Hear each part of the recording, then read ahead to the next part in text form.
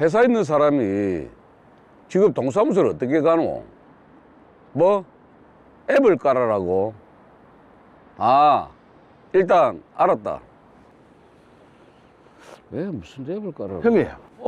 작업 끝났나? 예. 근데 전화기 붙들고 뭐 하십니까? 니 혹시 앱 깔 줄 아나?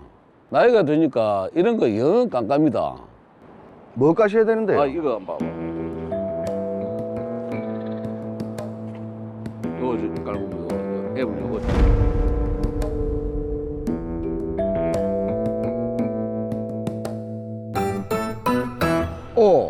정부 24인가 그거 깔라고 하더라. 정부 24요. 이거 가입도 해야 된답니까? 이거 하면 서류를 쉽게 뗄 수 있다고 마누라가 자꾸 하라고. 형님, 이거 가입하시려면 신분증도 있어야 되는데요. 그래, 운전 면허증도 하면 되지. 아마 될 겁니다. 자, 그럼 부탁 좀 하자. 내 교대 시간에 대해서 지금 들어가 봐야 된다. 예, 제가 쉬는 동안에 싹 깔아놓겠습니다. 그래. 신분증을 휴대폰을 맡기고 그냥 간다고요?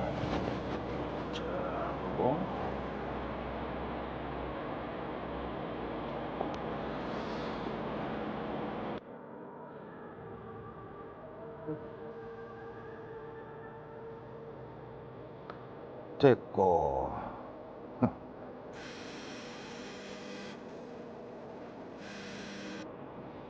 여보세요. 전세금 올려달라고. 뭐? 3천만 원씩이나? 지금 내가 그 돈이 어디 있노? 카드비도 밀리구만. 다른 대출도 한번 알아봐야 되겠네. 일단 알겠다.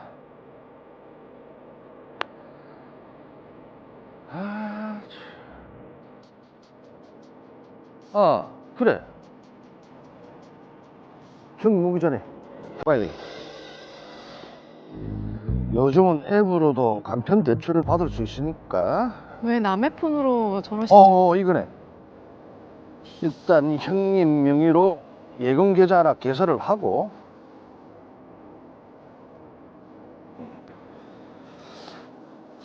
4,500만 원 신용 마이너스 대출 약정 신청을 하면 되겠네. 와, 근데 이게 뭐고? 대출 증빙 서류, 건강보험 자격 득실 확인서.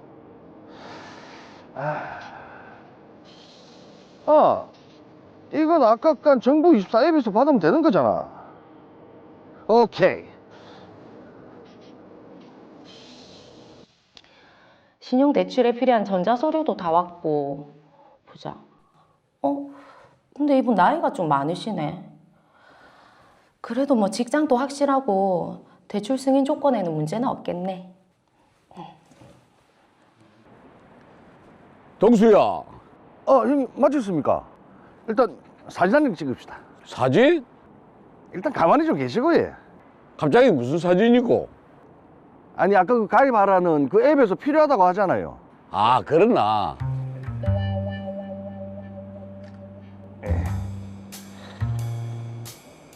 지금 전혀 상황을 모르고 계신 거잖아요. 이대길님, 운전면허증 사진이랑 같은 사람 맞네. 예금 계좌 개설하면서 휴대폰으로 본인 확인도 했고, 면허증도 확인이 됐고. 됐네. 이제 대출 실행하면 되겠다.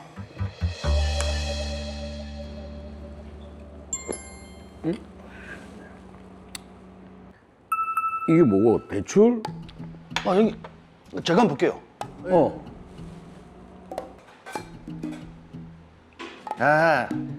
이거 피싱 문자입니다.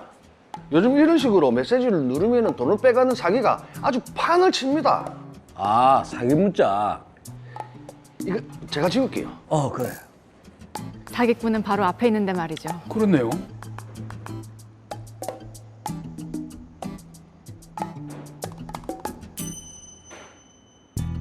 예, 다시 했습니다. 예. 그래. 밥 먹자. 예.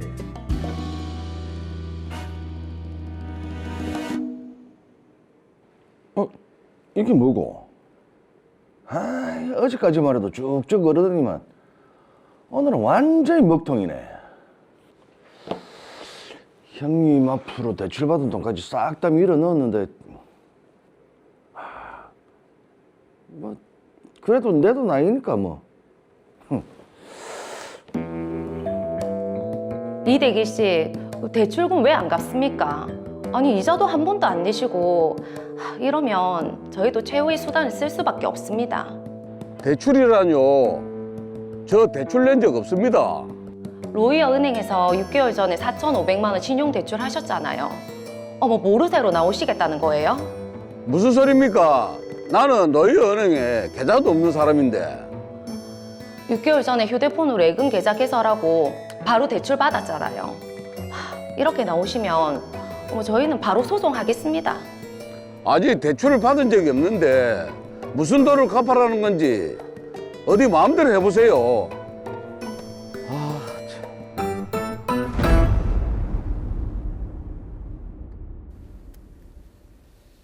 네, 직장 동료를 믿고 이제 부탁을 한 건데 지금 받지도 않은 대출금을 갚아야 할 그런 상황에 놓였습니다. 그렇죠. 정말 빌린 적이 없는 돈을 갚으라고 하니까 미치고 팔짝 뛸 그런 노릇입니다.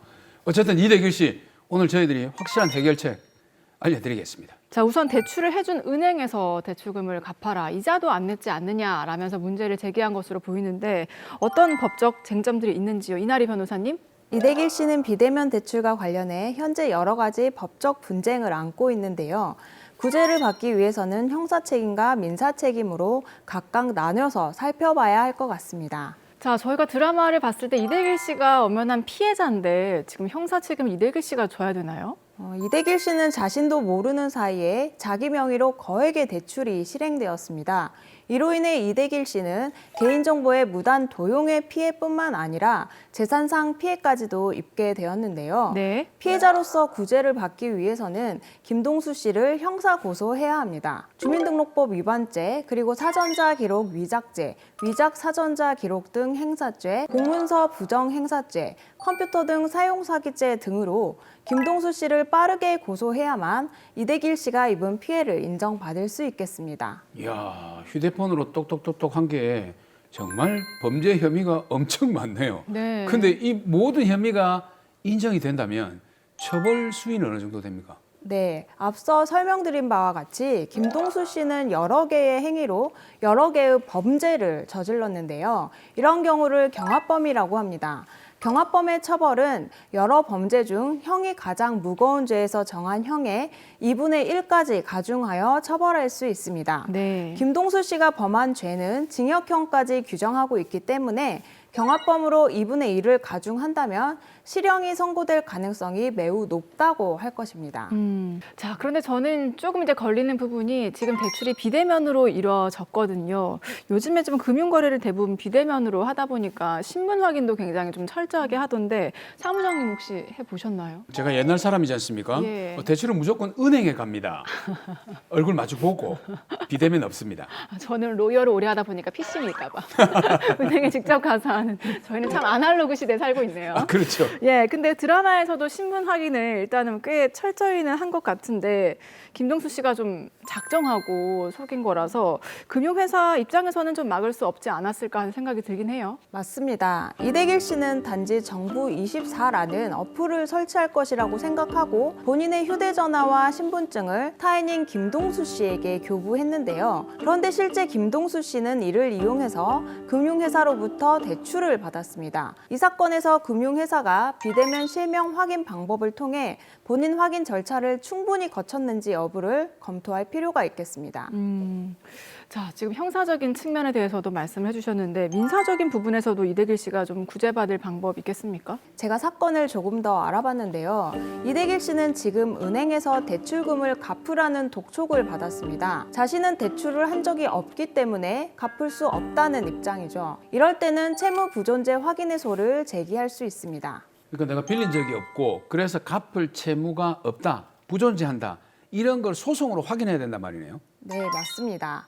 채무 부존재 확인해소는 당사자 사이에 채권의 존재 여부에 대해 다툼이 있는 경우 한쪽이 상대방에 대해 법원에 해당 채무가 존재하지 않음을 확인해달라는 소송인데요. 네. 소송 요건으로는 확인의 이익이 필요합니다. 원고 청구에 관해 확인 판결을 하는 것이 원고의 권리나 법률적 지위에 대한 현실의 불안, 위험을 제거하기 위해서 필요하고 적절한 경우에 인정되고 피고가 채권의 존재를 주장한다면 그 요건은 충족됩니다. 자, 그럼 그런 내용을 이 사건에 비춰보면 어떻습니까? 네, 이 사건에서 이대길 씨는 대출 약정에 따른 대출금 채무는 명의 도용으로 인한 것으로 존재하지 않는다는 취지로 은행을 상대로 채무 부존재 확인해소를 제기할 수 있는데요. 네. 이에 대응해서 은행은 피고로서 전자문서로 체결된 대출 계약이 유효하다고 다툴 것이기 때문에 확인의 이익 자체는 인정될 것으로 보입니다. 자, 그럼 대출 약정을 맺은 것은 이제 어떻게 되는지도 궁금한데요. 지금 비대면으로 거래를 하면서 전자금융 거래로 대출을 진행을 했잖아요. 네, 관련 법령을 살펴볼 필요가 있는데요.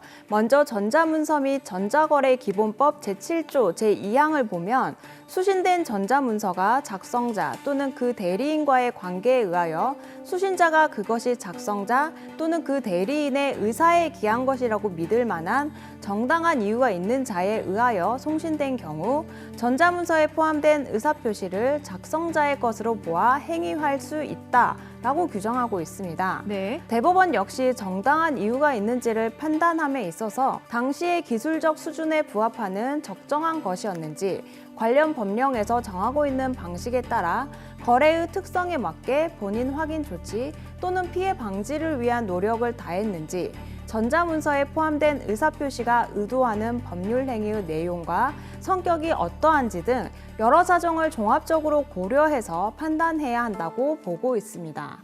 아, 근데 그 말씀이 이제 본인 확인을 철저히 했는지 확인을 해야 된다라는 얘기인데, 네. 근데 뭐 대면으로 하게 되면 뭐 신분증도 보고 얼굴도 확인하고 이렇게 되는데, 그렇죠. 비대면일 경우에 이게 본인 확인 조치가 됐는지 안 됐는지 이걸 어떻게 확인합니까? 과거에는 금융실명 거래 및 비밀 보장에 관한 법률에 따라 금융회사가 금융 거래를 할 때는 반드시 거래자와 직접 대면해야 했습니다. 네. 이후 2015년 12월 1일부터는 소정의 실명 확인 방법을 갖추면 대면하지 않고도 실명 확인이 가능하게 되었습니다. 구체적으로 비대면 실명 확인 방법을 보면 첫째, 실명 확인 증표 사본 제출, 둘째, 영상통화 등으로 확인, 셋째, 적금 매체 전달 시 실명 확인 증표 확인, 넷째, 타 금융기관에 이미 개설돼 있는 기존 계좌 활용, 다섯째, 생체 인증 등 기타 이에 준하는 방식 중 2가지 이상을 의무적으로 적용해야 합니다. 또 타 기관 확인 결과 확인할 수 있는데요. 이를테면 공인인증서라던가 아이핀, 휴대폰 인증 등이 있습니다. 네. 자, 그럼 지금 이대길 씨의 경우는 어떤가요? 은행에서 제대로 신분 확인을 하고 대출을 해줬다라고 봐야 되는지 어떻습니까? 드라마에서 보셨듯이 이대길 씨는 휴대전화를 통해서 대출이 이루어졌는데요. 원칙적으로는 이때 휴대폰 본인 확인 인증으로 어플리케이션이 설치된 휴대전화가 본인의 휴대전화인지 확인을 해야 하고요. 네. 실명 확인 증표인 신분증이 이대길 씨의 진정한 신분증인지 확인을 해야 합니다. 또 안면 인식 기술로 신분증 사진과 실시간 촬영한 이대길 씨의 얼굴 사진을 대조해 봐야 되는데요. 지금 김동수 씨가 이대길 씨의 휴대전화에 은행 어플리케이션을 설치하고 이를 통해 예금 계좌를 개설한 뒤에 휴대폰 본인 인증과 디지털 인증 등의 과정을 거쳤잖아요. 그러네요. 아, 맞네. 딱 그 타이밍에 교대하고 있다가 나와가지고 형님 사진 한 장 찍읍시다 이래가지고 네. 그게 사진을 찍었구나. 네, 그렇기 때문에 대출 약정도 예금 계좌 개설 과정에서 이루어진 인증 절차를 거친 것으로 볼 수 있습니다. 자, 그러면 지금 이대길 씨는 본인이 직접 신분 확인을 하고 대출을 한 게 돼서 대출금 갚아야 됩니까? 안타깝지만 그렇습니다. 그래요. 네. 금융회사는 정해진 비대면 실명 확인 절차에 따라 이대길 씨 명의의 대출 계약이 체결되었고 대출금을 지급했습니다. 비록 이대길 씨의 의사에 의하지 않은 대출 계약이었지만 금융회사가 본인 확인 조치 의무를 위반했다고 볼 수는 없습니다. 이런 경우 법원은 대출 계약이 유효하다고 판단을 하고 이대길 씨가 제기한 채무 부존재 확인 청구를 기각할 것으로 보입니다. 지금 이대길 씨가 뭐 형사적으로 아까 얘기를 하셨습니다만은 또 다른 돈을 돌려받아야 되니까 또 다른 구제 방법은 없을까요? 은행을 상대로는 조금 어려워지긴 했지만 이대길 씨는 김동수 씨를 상대로 해서 민사소송을 제기할 수는 있습니다. 앞서 말씀드린 대로 김동수 씨의 행위는 범죄일 뿐만 아니라 민사상 불법 행위라고 할 수 있습니다. 따라서 김동수 씨를 상대로 대출금 상당액과 위자료를 구하는 손해배상 청구 소송을 제기해서 권리를 구제받을 수 있겠습니다. 자, 이 비대면 금융거래 사실 많은 분들 하고 계실 텐데 마지막으로 좀 주의할 점 당부 말씀 남겨주시죠. 아무리 가까운 사이라도 본인의 휴대전화와 신분증 관리는 철저히 하시고 금융거래는 반드시 본인이 직접 확인하면서 진행하시기 바랍니다. 만약 명의 도용의 피해를 입으셨다면 즉시 형사고소와 함께 민사소송을 통해서 적극적으로 권리를 구제받으시기 바랍니다.